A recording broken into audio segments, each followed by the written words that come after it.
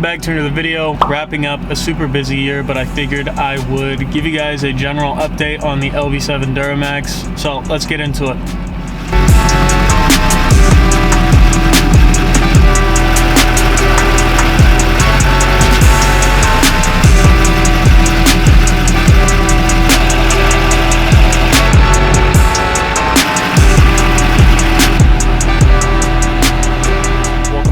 Behind me here, I have my 2003 Chevy Silverado 2500 HD. Now, I have had 3 GMT 800 trucks, the last 2 being 5.3s, so this is actually my first diesel. Just wanted to make an update video documenting kind of my first major repair that I've had to do on this truck. So 9 months into ownership, I finally experienced my first real issue with this truck, and that was the infamous pump rub. So apparently, after looking into it, this is a super prominent issue with these trucks, and surprisingly there was no recall. The oil pump in the transfer case gets so much play that it actually rubs a hole right through the magnesium cover, and that is exactly what happened here. So we're gonna quickly shift over to the shop and I'll explain and show you what actually happened. Alright, this is the old case half, the original magnesium cover. As you can see, as a temporary repair, I put a little bit of JB Weld on here to get me through the weekend. And let me just say that the timing on this absolutely sucked. This whole debacle happened like 24 hours before having to load my truck with tools, tires, load my trailer with the car, and drive off to Winter Jam. Initially, I thought that it was the output shaft seal, so I'd ordered another one of those from Merchant Automotive and replaced it, and unfortunately nothing changed. I then got underneath the truck, extensively cleaned the transfer case and the underside of the truck where it was slinging all the transfer case fluid, and in order to identify the leak, I actually just drove the truck basically a mile at a time to identify where it was coming from, or at least get a better idea of where it was coming from. I'll throw some pictures up, but after really looking at it, I did find the hole. A decent sized hole in that transfer case just absolutely would dump basically the whole 2 quarts of fluid in a matter of 20 minutes if I drove it. So luckily I caught it on time and was able to do a very spotty JB Weld repair. As you can see, that is not the best looking repair, but it did hold for the weekend. So luckily I did catch it in time. The oil pump sits right here. As you can see, this is where the factory clip is supposed to be. So of course at some point it just ate right through that and put a hole right in the corner. So if you are lucky enough to catch it in time, you should not have to buy a new or remanufactured case.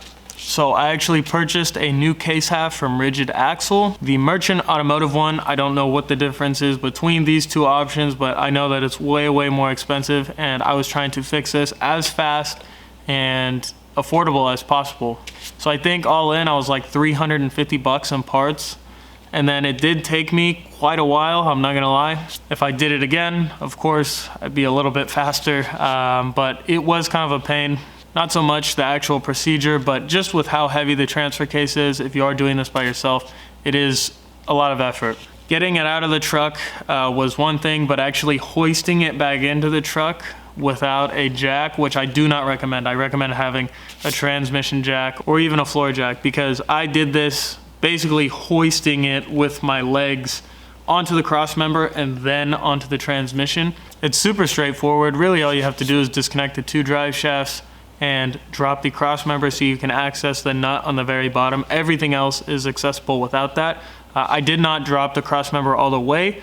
I just loosened it enough to push the trans mount kind of far enough to get access to the nut. It was not a fun job, but it had to be done, and I was able to knock it out in like 8 hours, which of course is a lot. But for my first time doing it, and the fact that I just did it myself, I was good enough with that. It's all a learning experience. I'm not mad at it. It is an old truck, so that kind of stuff is to be expected. The timing just absolutely sucked. So there you have it. That is the main issue that I have had with this truck so far. So 9 months in, you can see not much has changed. And that is kind of why I haven't filmed much on this thing. It's really just my tow pig, and I use it primarily as a tool. So only money that I have spent on this truck is out of necessity, if I'm being honest. Hopefully in 2024 I can put a little bit of money aside and start making this thing look a little nicer, Definitely just want to get some covers here for the bedsides.